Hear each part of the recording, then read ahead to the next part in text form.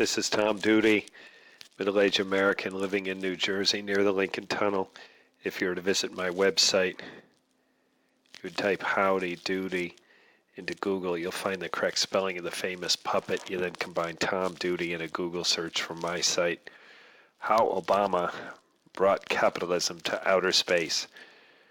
Christian Davenport, October 11th, 2016.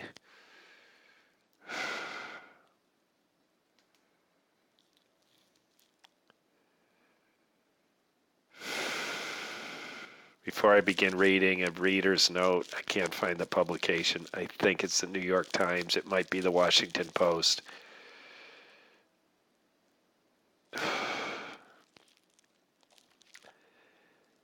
President Obama tours commercial rocket processing facility of SpaceX, along with Chief Executive Elon Musk, at Cape Canaveral Air Force in 2010.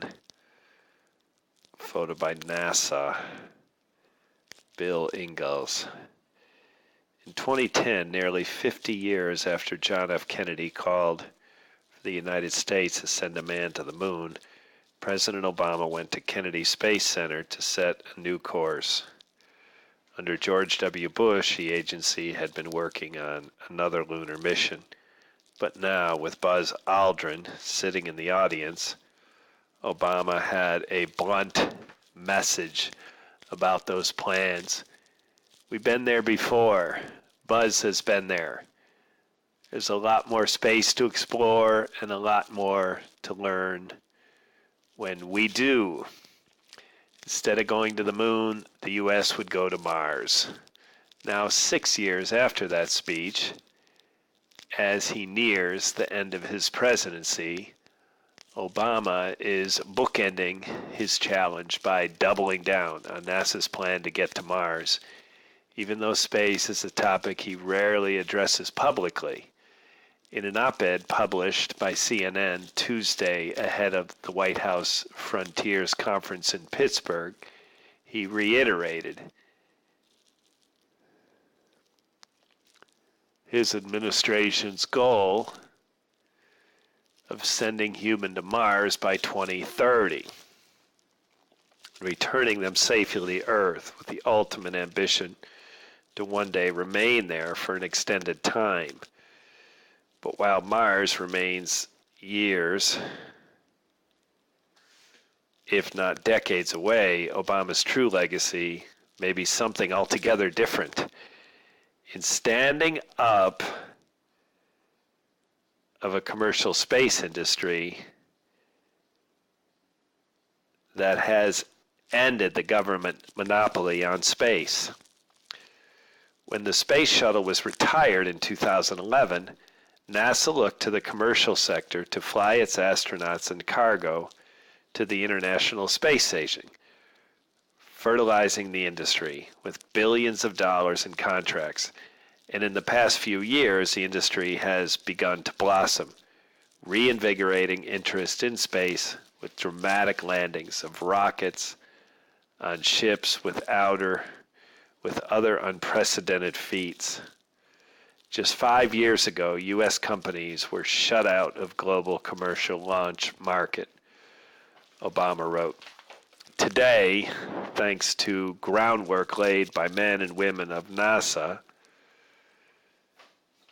they own more than a third of it. More than 1,000 companies across nearly 50 states are working on private space initiatives. Jeff Bezos' Blue Origin new Shepard rocket was a first rocket to land vertically. Now, after 4 previous flights, it's undergoing another test in the flight escape system. Richard Branson's Virgin Galactic and Jeffrey Bezos' Blue Origin promise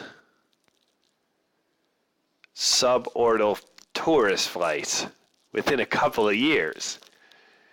Bezos owns the Washington Post, SpaceX, and Boeing are working together, flying astronauts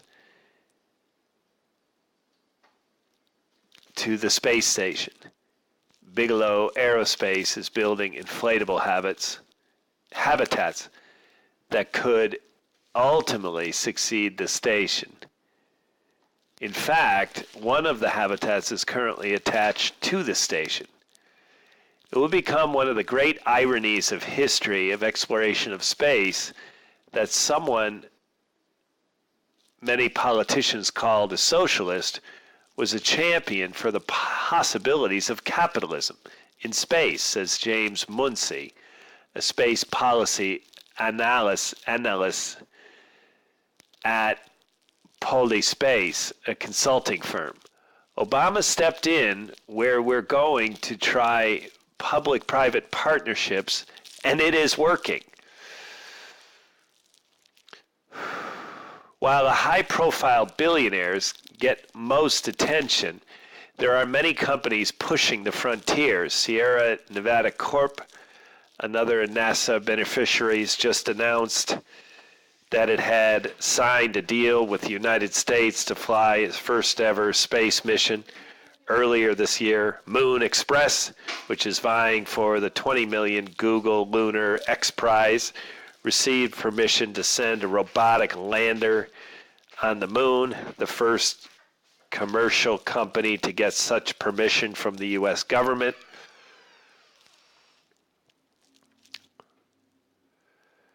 And there have been a proliferation of companies such as Vector Space Systems and Rocketlab that plan to fly satellites, some as tiny as a shoebox.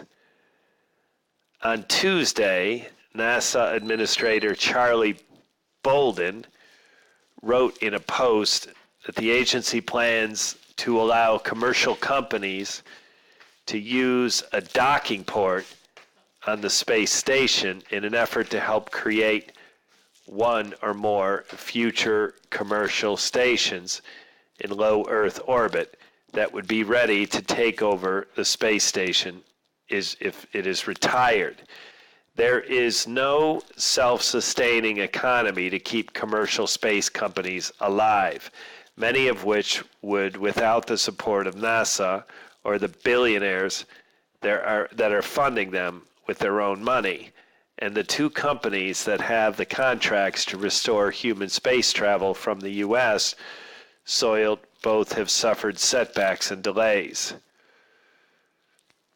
Boeing recently confirmed in an Aviation Week report that because of technical issues with the Starliner spacecraft, it was pushing back flights 6 months and hopes to fly by the end of 2018.